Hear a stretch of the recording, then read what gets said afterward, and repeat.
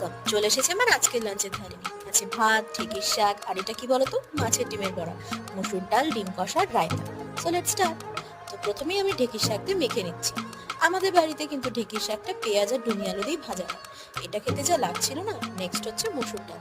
মসুর ডাল দিয়ে আচ্ছা করে মেখে অল্প একটুখানি ডিমের বড়া দিয়ে খেতে যা লাগছিল, বলার মতো না, দারুণ। নেক্সট হচ্ছে আমার ফেভারিট হাঁসের ডিম কষা। ডিমটা দেখতে এত বেশি লোভনীয় লাগছিল, আর মায়ের হাতের ডিম কষা হলে তো কোনো কথাই জমে যায়। আমার আবার খুব রিচ রান্না বান্না হলে কিন্তু অল্প একটু রায়তা কিন্তু লাগে। তাই ডিমটা ভেঙে অল্প একটু রায়তা দিয়ে মেখে খেতে দারুণ লাগছিল, জাস্ট ফাটাফাটি। তারপরে ঠিক জমলো না, তাই ভাবলাম অল্প পেঁয়াজ, অল্প ডিম, একটুখানি আলু, আর শেষে আমার ফেভারিট রায়তা দিয়ে মেখে একবার বাইট নেওয়া যাক। লাস্টে আমার raita. So it was my lunch. What was your lunch today? By.